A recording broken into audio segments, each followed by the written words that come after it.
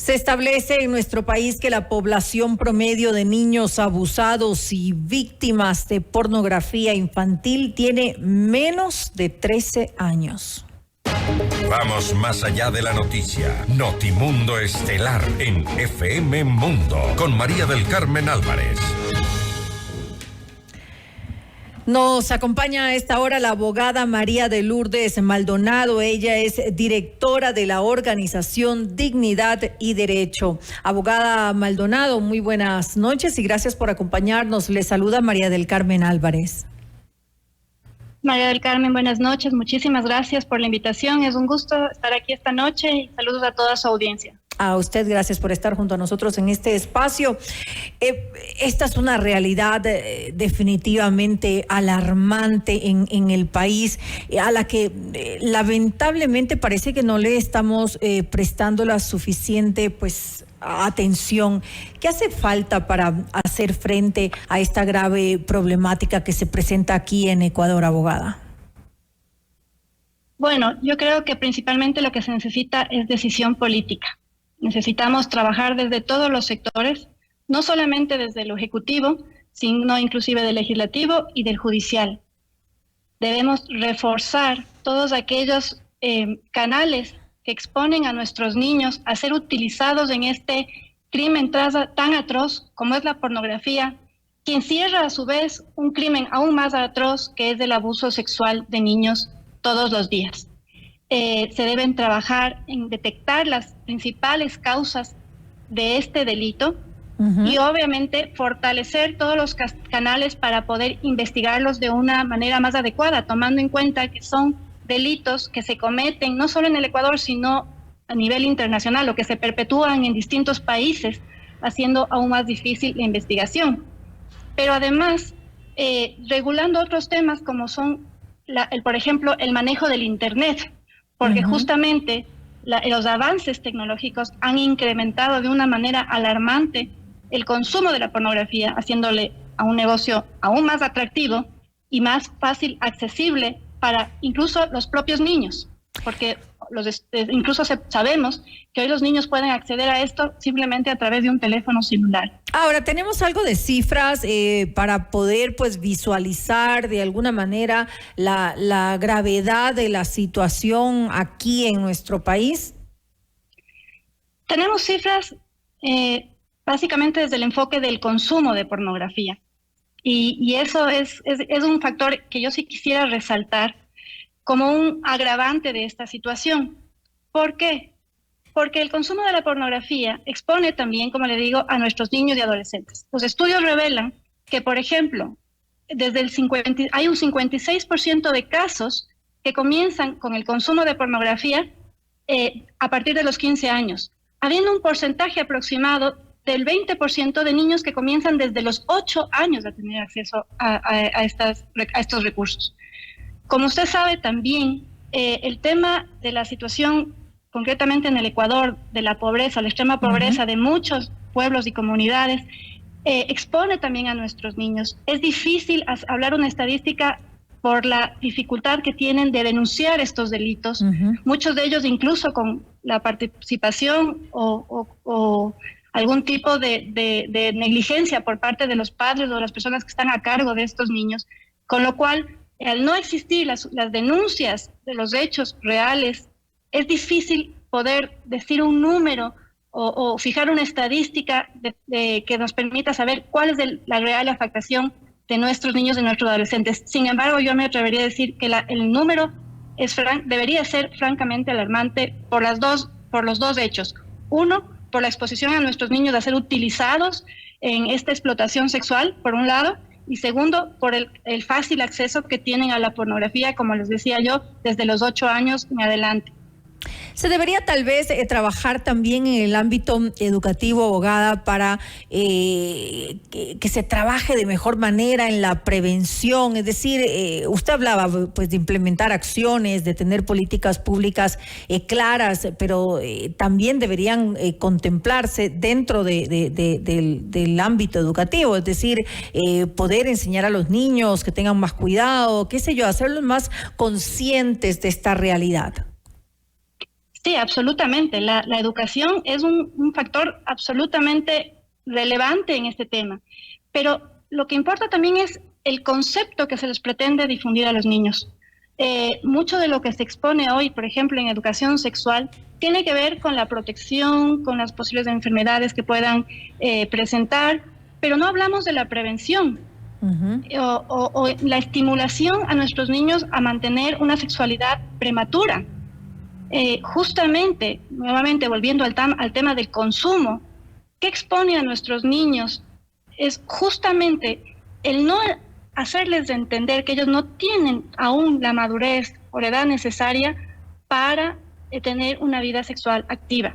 Entonces, este es un factor muy importante. Luego también el tema de valores, ¿no? Es importante que nosotros trabajemos no solo en este tema, en todos los temas que conciernen a la sociedad, como la misma corrupción o todos los otros que nos preocupan.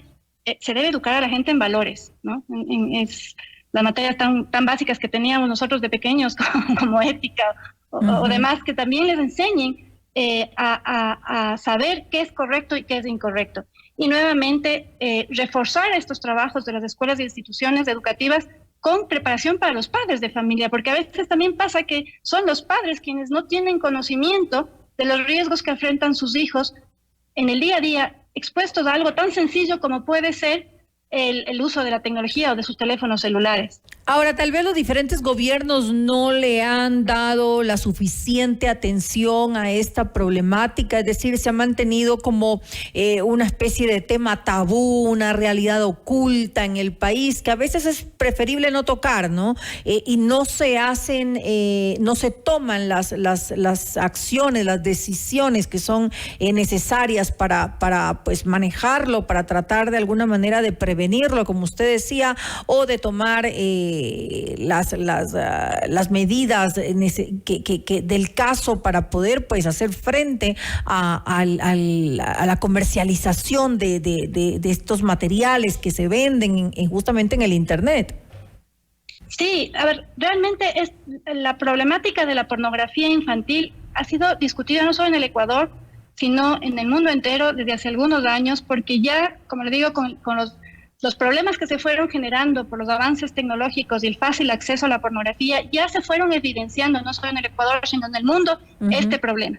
Eso nos ha llevado, por ejemplo, a ser suscriptores como el país, como Ecuador, de algunos convenios internacionales justamente que contemplan protocolos de prevención y de atención de casos de pornografía infantil. Yo creo que incluso he hecho un barrido de la legislación ecuatoriana y creo que está contemplada, no suficiente, pero bastante bien. Tenemos regulaciones en el Código de la Niñez, tenemos regulaciones en el Código Integral Penal, tenemos, bueno, comenzando por nuestra Constitución, en fin. No falta la legislación, entonces. Podríamos reforzar sobre todo el tema de la sanción del delito, pero donde tal vez falta hacer un mejor ejercicio es justamente en generar los espacios dentro de la función judicial, dentro de fiscalía, de policía, por ejemplo, para que las propias víctimas encuentren espacios seguros donde puedan denunciar estos delitos. No nos olvidemos que cuando hablamos de víctimas de violencia, estamos hablando de gente que tiene dificultad de exponer lo que han vivido. O sea, son gente que tiene un trauma. Es evidente que no pueden ser tratados como cualquier otra persona que sufre un robo de un teléfono celular. O sea, son víctimas muy especiales que necesitan un tratamiento especial, un acompañamiento especial, una investigación del delito que además tiene que ir de la mano de un acompañamiento psicológico, por ejemplo, para lograr efectivamente amparar a esas víctimas. Entonces, creo que ahí es donde falta el esfuerzo. Tenemos que, por ejemplo, capacitar de una mejor manera a los equipos de policía que se encargan de la investigación de este delito, como les digo, a los peritos, a todos los que intervienen en la investigación y el tratamiento de estos delitos, generar mayores alianzas a nivel internacional para poder transferir información, porque además, como les decía al comienzo, son delitos que pueden cometerse en distintos países, en distintos momentos, desde la recopilación de la información, la trata de personas, luego la distribución. Entonces, se necesita, es algo que no lo vamos a combatir Ecuador aislado del mundo. Necesitamos que el Ecuador se conecte con los otros países, que generen realmente canales internacionales de investigación de este delito de la mano y muy de la mano del acompañamiento a las víctimas. Si no, va a ser infructuoso todo el trabajo que se haga. ¿Cuáles son las repercusiones justamente psicológicas para estos pequeños niños o niñas que son sometidos a estas actividades tan crueles? Porque hablamos a veces de niños muy chiquitos, ¿no? ¿Qué pasa? O sea, son temas que quedan para toda la vida, que es muy complicado sacarlos luego adelante después de haber sufrido este tipo de abuso infantil.